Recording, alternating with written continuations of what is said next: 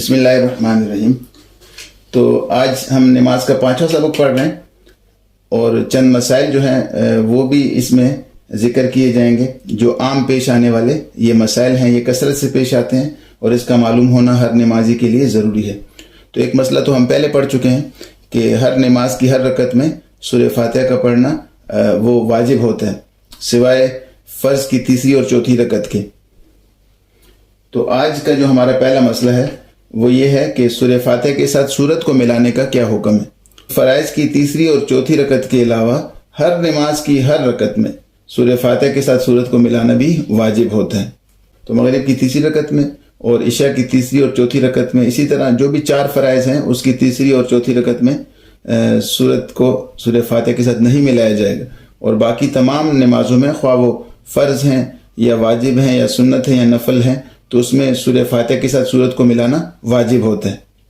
دوسرا مسئلہ جو ہے وہ یہ ہے کہ فرائض کی جن رکعتوں میں سورہ فاتحہ کے ساتھ سورت کو نہیں ملانا، اگر وہاں پر کسی نے سورہ فاتحہ کے ساتھ سورت کو ملا لیا تو اس صورت میں یہ یاد رکھنا چاہیے کہ سجدہ سہو واجب نہیں ہوگا، نماز درست ہو جائے گی۔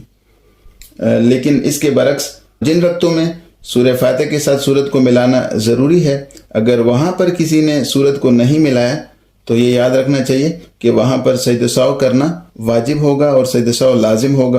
اگر کسی نے سجدہ سہو نہیں کیا تو نماز کا اعادہ کرنا پڑے گا۔ تو یہ ایک اہم مسئلہ ہے کہ جن رکعتوں میں سورہ فاتحہ کے ساتھ سورت کو ملانا واجب نہیں ہے تو وہاں پر اگر کسی نے بھولے سے اور غلطی سے ملا لیا تو سجدہ سہو واجب نہیں ہوگا، اور جن رکعتوں میں سورہ فاتحہ کے ساتھ سورت کو ملانا واجب ہے، اگر وہاں پر بھولے سے کسی سے رہ گیا، سورت کو پڑھنا کسی سے بھول گیا اور وہ سورت کو پڑھے بغیر ہی سورہ فاتحہ پڑھ کر یعنی رکوع میں چلا گیا تو اس صورت میں سجدہ سہو واجب ہوگا اور سجدہ سہو کے بغیر نماز درست نہیں ہوگی۔ اور آخری جو مسئلہ ہے وہ مسنون قرات کا ہے کہ کس جگہ سے قرآن شریف پڑھنا وہ مسنون ہے۔ تو فجر اور ظہر میں طوال مفصل سے قرات کرنا یہ مسنون ہے۔ عصر اور عشاء کی نمازوں میں اوساط مفصل جو ہے یہ سورہ طارق سے لے کر سورہ بینہ، یہ آخری سپارے میں ہے، سورہ طارق سے لے کر سورہ بینہ تک اس میں سے قرات کرنا یہ مسنون ہے۔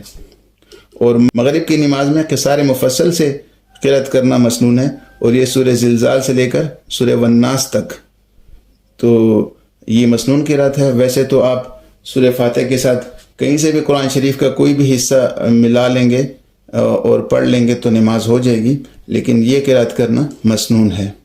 ہر مسلمان کو کم از کم ایک سپارہ جو ہے وہ آخری یاد ہونا چاہیے۔ سورہ فاتحہ کے ساتھ جو ہے اس کو مختلف صورتیں ملانی چاہیے۔ بہرحال سورہ اخلاص جو ہے وہ عام طور پہ چونکہ ملائی جاتی ہے تو اس لیے سورہ اخلاص کا ترجمہ اور اس کا تلفظ، تو بسم اللہ الرحمن الرحیم، قل کہہ دیجئے، چونکہ خطاب جو ہے ہمارے نبی سے ہے تو اس لیے نبی کو حکم ہے کہ وہ امت سے کہہ دیں، قل کہہ دیجئے، هو اللہ احد، قل هو اللہ احد، کہ وہ اللہ اکیلا ہے۔ تو اللہ کی ذات جو ہے وہ شریک سے پاک ہے اور وہ اکیلا بادشاہ ہے اور اس کے ساتھ کوئی شریک نہیں ہے۔ اللہ الصمد، اللہ بے نیاز ہے۔ صمد جو ہے اس ذات کو کہتے ہیں کہ جس کے سب لوگ اور ساری مخلوقات جس کی محتاج ہوں اور جو کسی کا محتاج نہ ہو اس کو صمد ذات کہتے ہیں۔ تو اللہ الصمد، اللہ بے نیاز ہے۔ لم یلد، اس کی کوئی اولاد نہیں، ولم یولد، اور اس کے والدین بھی نہیں ہیں۔ لم یلد، اس کی کوئی اولاد نہیں، ولم یولد، اور نہ وہ کسی کی اولاد ہے۔ لم یلد، اس کی کوئی اولاد نہیں، ولم یولد، اور نہ وہ کسی کی اولاد ہے، یعنی اس کے والدین بھی نہیں ہیں اور اس کے بچے بھی نہیں ہیں۔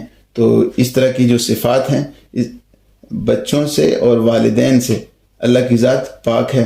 اللہ تبارک و تعالیٰ کی نہ اولاد ہے اور نہ اس کے والدین ہیں۔ تو یہ دوسری جو مخلوقات ہیں وہ ظاہر ہے وہ بچوں کے اور والدین کے محتاج ہوتے ہیں، لیکن اللہ کی ذات جو ہے وہ ان چیزوں سے بھی پاک ہے۔ وَلَمْ يَكُنْ لَهُ كُفُوًا أَحَدٌ، کفواً جو ہے وہ ہمسر اور برابر کو کہتے ہیں کہ اللہ تبارک و تعالیٰ کا کوئی جو ہے برابر کا بھی کوئی نہیں ہے، اس کے برابر کا بھی کوئی نہیں ہے۔ جیسے کہ دوست ہوتا ہے اور ہمسر اور برابر، تو نہ اللہ تبارک و تعالیٰ کی اولاد ہے، نہ اس کے والدین ہیں، اور نہ اس کا کوئی دوست ہے اور نہ کوئی اس کے یعنی برابر کا ہے۔ تمام مخلوقات اللہ تبارک و تعالیٰ کے سامنے عاجز ہیں اور مجبور ہیں، لیکن اللہ کی ذات جو ہے وہ کسی کی بھی محتاج نہیں ہے اور نہ وہ مجبور ہے، تو تمام مجبوریوں سے اللہ کی ذات پاک ہے۔ اس کو سورۃ الاخلاص کہتے ہیں۔